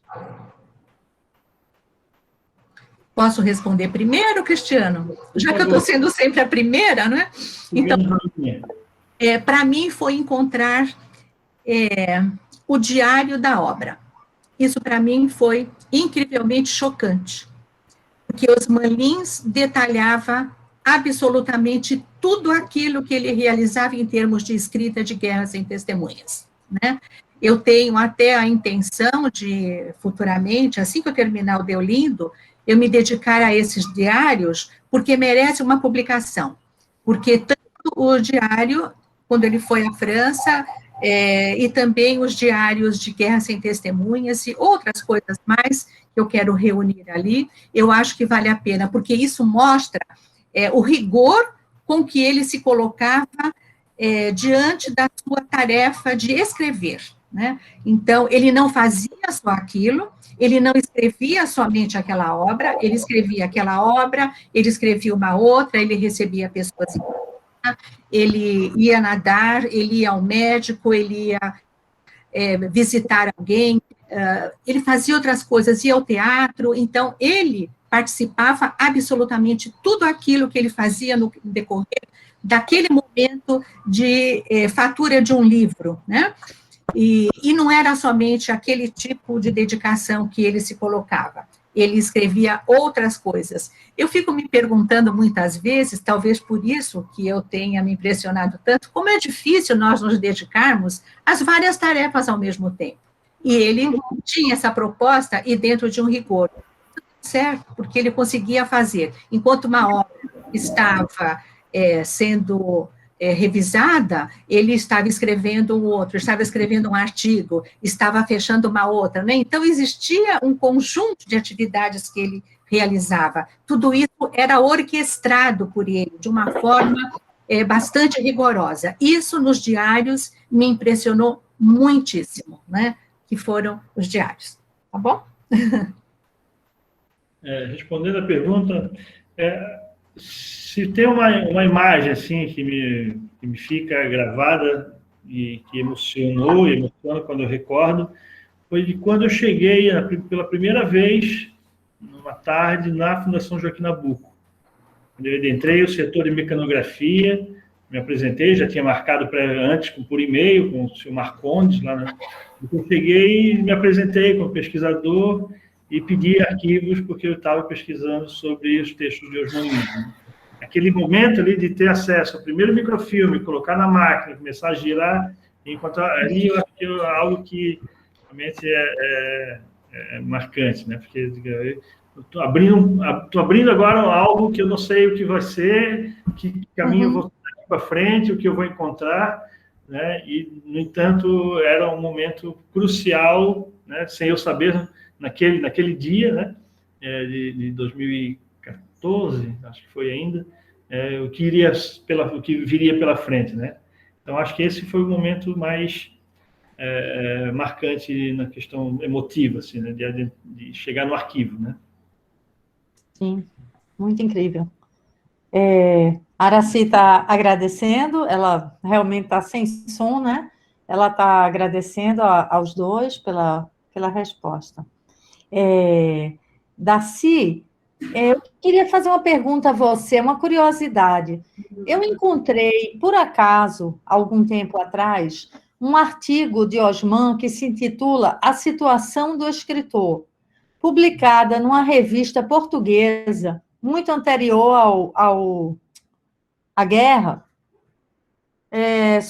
e é um artigo que parece que foi solicitado a ele, de Portugal. A revista chama-se Espiral, coincidentemente. Parece uma coisa de destino, né? Bom, e eu sempre fiquei curiosa, porque se isso teria deslanchado a ideia dele, teria feito ele começar a pensar mais profundamente até para um livro, ou se transformou num capítulo do livro. Você, por acaso, conhece esse artigo? Só um instantinho que eu vou fechar um pouco mais a minha janela, porque eu tenho muitos cachorros na vizinhança e eles decidiram latir agora. Só um instantinho. Fica tão osmaniano. Aí, né? Bom, é verdade. Então, vamos lá. Incomoda, tudo bem. Bom, então, o que segue-se? Que coisa interessante que você está me falando. Eu não sabia desse artigo da revista Espiral. Eu te mando. Então, que beleza. Eu estou em busca da revista Espiral na minha pesquisa sobre Deolindo Tavares. Olha que coisa incrível, né? E já, inclusive, andei procurando no gabinete de leitura, no Real Gabinete de Leitura, no Recife, e também aqui no Rio de Janeiro, mas eles não têm os exemplares. Peguei alguma coisa pela internet, mas o que eu tenho interesse eu não encontrei, porque eles não têm todos os números. Olha que coisa interessante. Então, eu não conheço esse artigo, tenho todo interesse em conhecer, porque... Vou mandar para você. Agora, no segundo semestre, provavelmente, eu vou retomar os meus trabalhos sobre Guerra Sem Testemunhas, e tudo que tiver é bem-vindo, não é verdade? Onde eu possa repensar muita coisa daquilo que eu escrevi, né? Uhum. E tenho interesse também por causa do Deolindo Tavares, porque ele tem algumas coisas publicadas poesias, poemas publicados em 2 números da revista Espiral. Olha que coisa. Será que é a mesma, hein? De repente? Não sei, agora eu vou olhar, porque... Eu vou ver, eu vou olhar e digo para você. Isso, talvez não seja a mesma, porque o Deolindo viveu numa... mais para trás, exatamente. Mas Deolindo tem poemas publicados na revista Espiral, que era do Rio de Janeiro, e era uma relação entre o Brasil e Portugal, né? Eu sei. Ação, né? Entre os escritores brasileiros e portugueses. E portugueses. Isso, exatamente. Então, você veja que coisa interessante, né? Conflui, né? A mesma tudo. interesse. E é aquilo, quem procura, acaba... Quem procura acha. E as novidades, não é isso? Então, Elizabeth, eu gostaria muito, se você pudesse... É claro, vou mandar, sim. Pode esperar. Mas eu não conheço. Obrigada. Ninguém melhor do que você para dizer, né, se há uma relação ou se é algo que realmente foi causa, enfim. Tá certo. Esse ano levantou a mão. Darcy, eu devo ter nos arquivos, porque quando você passa nesses microfilmes, tem coisas que não fazem parte da pesquisa exatamente, mas a gente vai fotocopiando porque não sabe quando vai voltar, né? Então, tem muitas coisas lá, Drummond, outros assuntos, mas eu lembro de ter fotografado alguns artigos com relação a Deolindo também, que me interessava na época, eu conseguia o livro, aquela edição do Fausto Cunha, depois a do Gilberto Freire, né, para cotejar. Eu cheguei a escrever um ensaio numa revista, acho que foi na revista Landa, da UFSC, sobre Deolindo. Olha! E tem na época, eu cruzei 2 poemas. Tem um poema que acho que é o duplo, o poema Diante do Espelho, que tem 2 versões. Uma ele dedica ao escritor mineiro, como chama, da Casa Assassinada. Cardoso, Lúcio Cardoso. Lúcio Cardoso. Um deles é dedicado, numa edição tem a dedicatória ao Lúcio Cardoso, na outra então, mas deve ter alguma coisa, eu depois gostaria de ter um contato teu para te mandar por e-mail isso. Por favor. Fotos dele, de lançamento, ele conversando com não sei se era o Gilberto Freire, assim. Deve ter, eu tenho alguma coisa, não sei exatamente, mas quero te enviar. Muito obrigada. Sim, vamos trocar os contatos e aquilo que for, nós vamos partilhar. Agradeço. Porque, assim, eu já estou, assim, do final do meu trabalho sobre Deolindo, tá bom? Muito bom. Eu pergunto ao público aqui presente se não quer fazer alguma pergunta, se não quer dar um depoimento, já que a gente está falando de arquivo, muita gente mexeu em arquivos, né? Trocar experiências, enfim. Oi, Elizabeth. Quem é? Ana. Ana Luísa, vocês estão me escutando? Eu cheguei a ver a sua imagem estroboscópica. Parecia um... A imagem começou a tremer tanto que eu resolvi ficar só com o microfone, viu? Eu queria cumprimentar todos vocês, gostei muito de ouvir o que eu pude, né? Porque eu fiquei o tempo inteiro lutando com essa internet, mas dar os parabéns para a Darcy pelo trabalho com o Deolindo, que também já me debrucei um pouco, algumas coisas, essa questão do duplo, para mim, me interessou, mas sempre por um ponto de vista benjaminiano, né? E também ao Cristiano, eu queria cumprimentar o Cristiano pela bela pesquisa, meu parceiro do livro do Imprevistos de Arribação, e eu não sei se vocês falaram sobre isso, mas aquele texto, A Casa, é um texto inédito e realmente foi um achado do Cristiano maravilhoso. Então, eu acho que isso é muito emocionante. Quando eu vi aquele texto, eu fiquei muito entusiasmada e muito apaixonada, porque é um texto muito poético também, sabe? Então, eu acho que é para a gente comemorar, porque realmente é uma coisa... Quer dizer, agora, o tempo vai passando, os textos vão sendo descobertos, né, nos arquivos, vão sendo compartilhados, que é uma maravilha, como disse a a Darcy, têm que ser compartilhados, que é para isso que a gente faz a pesquisa, né? E também pela beleza do acréscimo, né? Do texto, né? O que realmente esse texto, A Casa, é um texto curtíssimo, mas é quase um poema em prosa. Então, eu acho que foi um mérito do Cristiano, né? Foi um bom pesquisador, foi lá e encontrou essas maravilhas, né? Fico bem contente de ver esses compartilhamentos de pesquisas, né? E aí eu convido também vocês, amanhã vai começar a série de trabalhos benjaminianos, né, de análises sobre aluno, quer dizer, o trabalho dos meus alunos, né? Eu convido vocês, aproveito, porque realmente o Osman Lins foi a primeira leitura assim mais benjaminiana que eu fiz, e depois eu fui abrindo, e meus alunos complementam essas. Já o trabalho de arquivo é um trabalho benjaminiano, sem dúvida alguma, né? Então, gente, é isso. Dá um abraço também dá um abraço na Sandra, né, que está aí nos ajudando também, nos ouvindo, e na Elizabeth, de novo, tá? Um abraço. Obrigada, Ana. Imagina. Até a próxima. Até a próxima. Obrigada, Ana Luísa.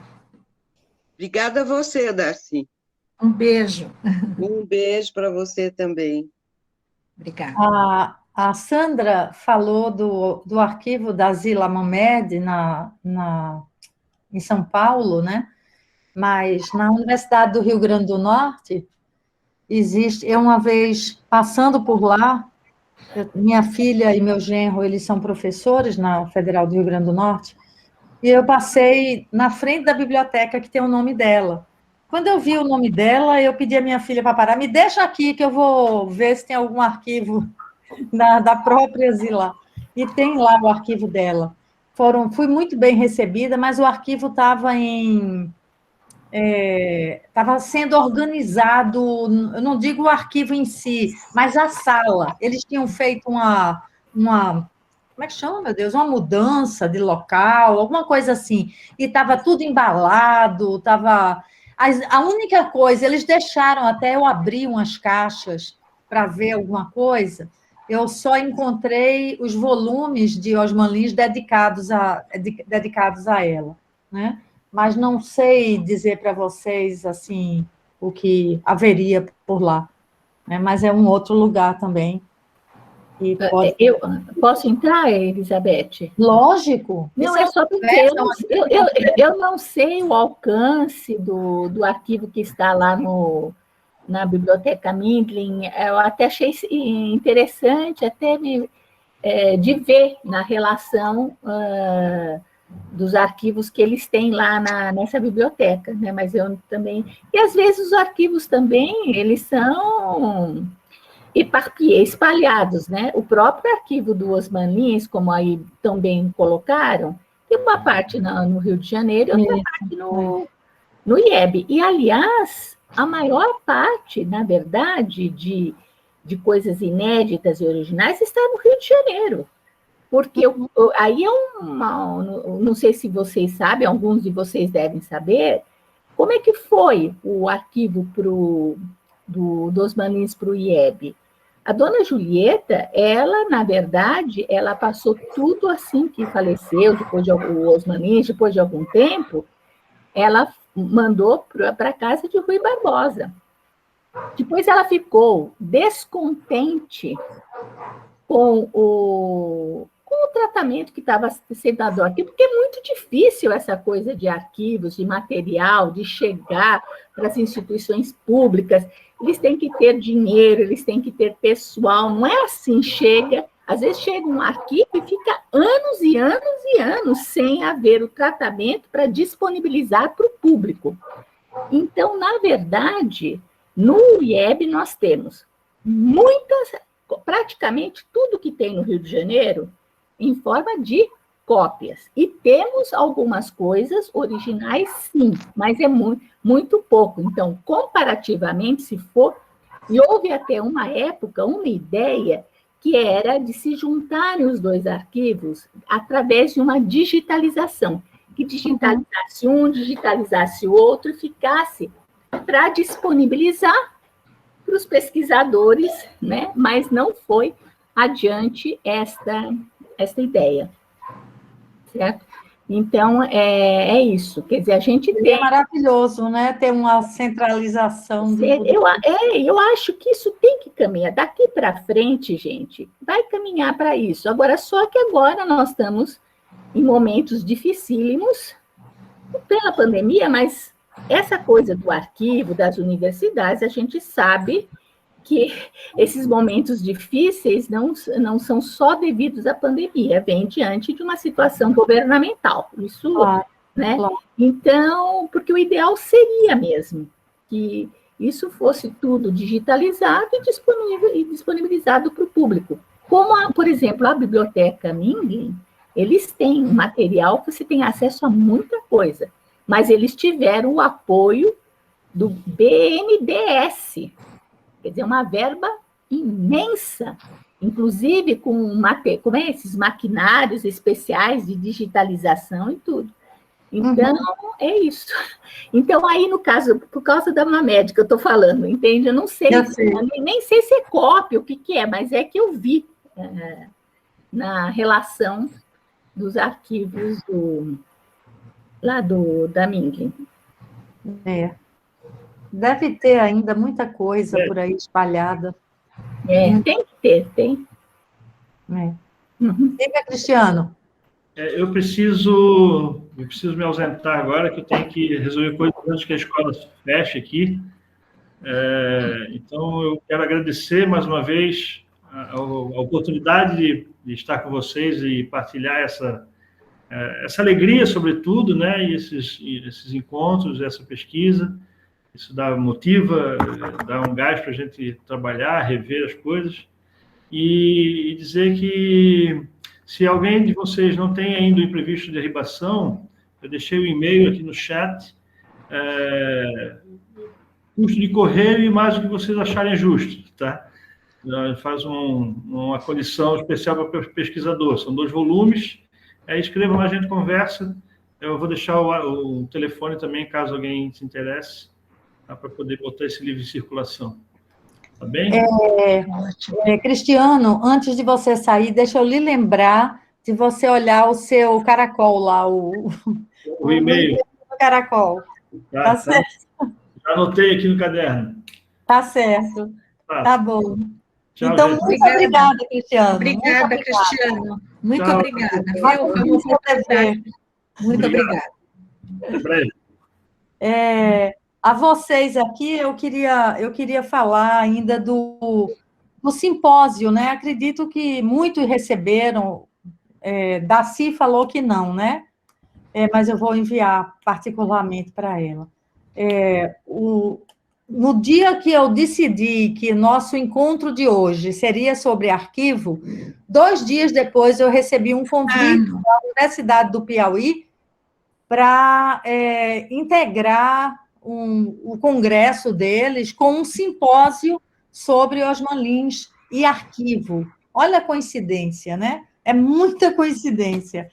E aí, eu tinha um dia para fazer, porque já estava encerrado, já estava tudo fechado. E alguém falou para eles, e, enfim. Aí fizemos o Cássio e a Ara, enviamos para lá e mandei para vocês. Isso vai acontecer no final de março, e os resumos devem chegar até o dia 7 de março.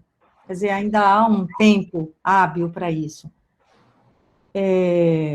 Então, assim, questões que envolvam gênese textual, ou questões de arquivo, ou descobertas em arquivo, sempre nessa área aí. Se vocês puderem participar, vai ser uma alegria recebê-los. Tá certo. Tá ótimo. Bom, aqui a Cristiano deixou aqui pela o e-mail e o telefone dele. Ok. Mais alguém quer fazer algum comentário a respeito das apresentações ou sobre arquivo de um modo geral? Vocês estão muito calados. Nossa, nós Oi, somos um grupinho aqui. Elizabeth, eu me interesso pelos arquivos, me interesso bastante, mas sabe o que eu acho? Que é um pouco cedo para eu me pronunciar, talvez, o que eu queria era fazer uma pesquisa em Recife sobre o Gilberto Freire, sabe? E ver, e relacionar esses ensaios que a gente tem, que saíram primeiro em Guerra Sem Testemunhas, e depois nós repetimos, porque saiu também num jornal do Recife, eu não sei se era o Jornal do Comércio ou o Diário de Pernambuco. Aí eu acho interessante, só que eu tenho assim um pouco de receio, estou achando um pouco cedo para eu fazer esse resumo aí que você quer, para já começar a participar, porque isso vai levar um tempo. Eu acho que eu vou em junho só para Recife, então... O encontro é em março, é final de março. Ah, bom, então é muito cedo mesmo. O prazo não dá.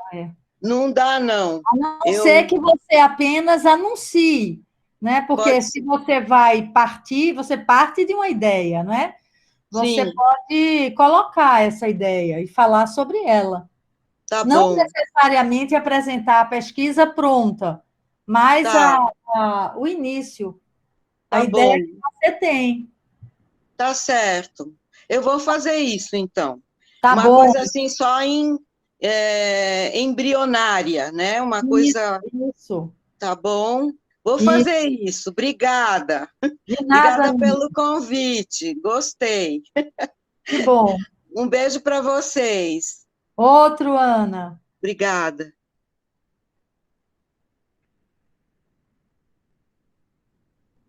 Graça está falando, está sem som. Som. Pronto.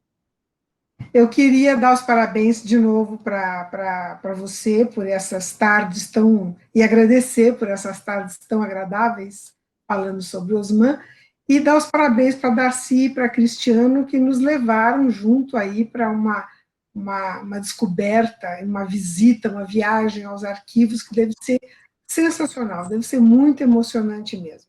Muito obrigada e parabéns para vocês dois. Muito obrigada, Graça, e realmente eu devo dizer para você que é uma outra viagem. Quando nós entramos no arquivo, nós começamos a viajar realmente. Não é? Todos os sentidos. Muito obrigada a você pela presença, pela companhia interessada. Beijo. Muito bom. Obrigada.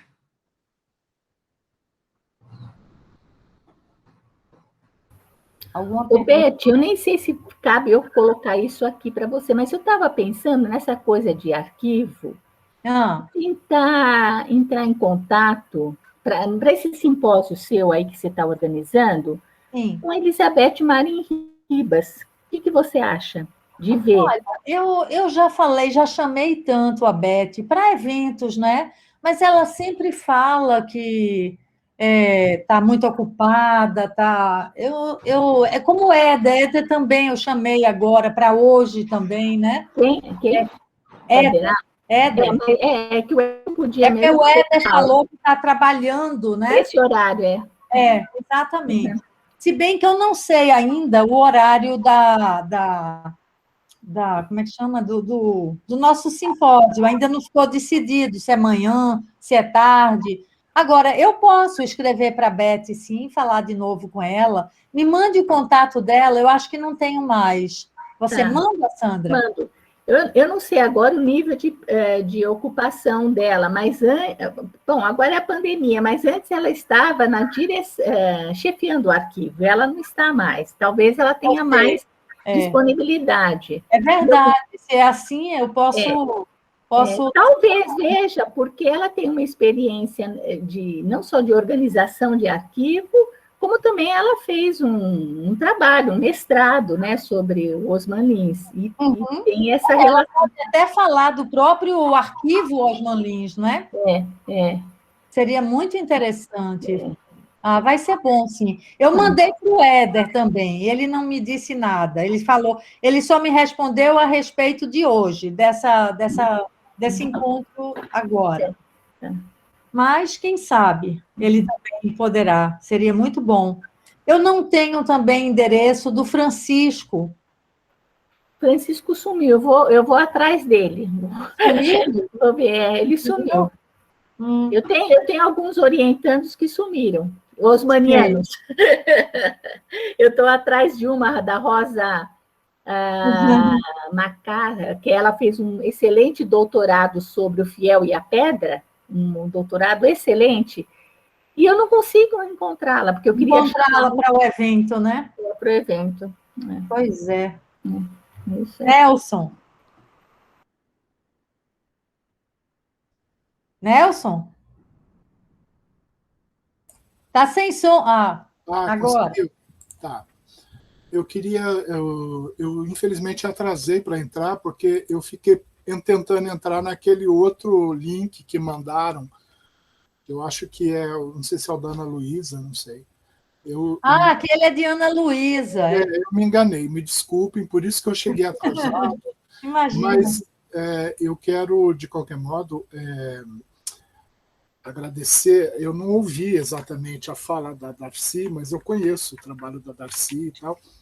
E eu quero testemunhar, inclusive, aqui, que a Darcy foi uma pesquisadora e uma pessoa muito generosa comigo.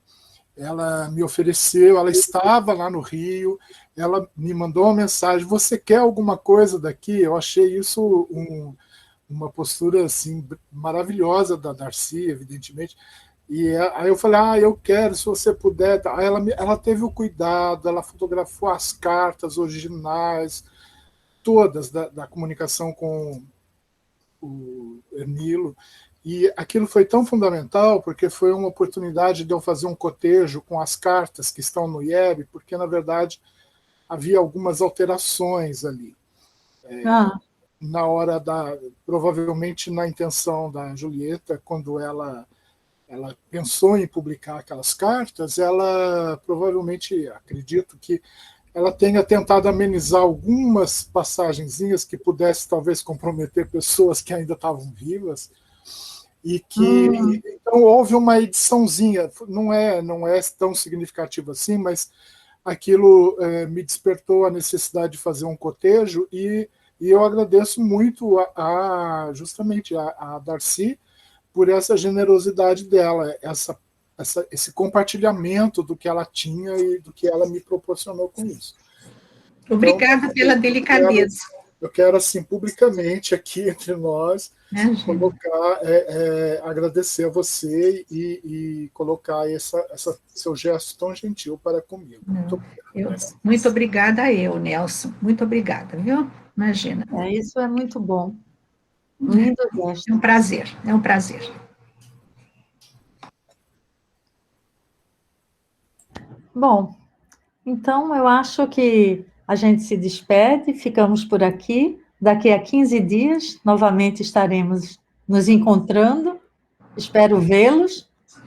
Um grande abraço para todos. Infelizmente, Araci não vai poder falar, ela está com problema de som, né?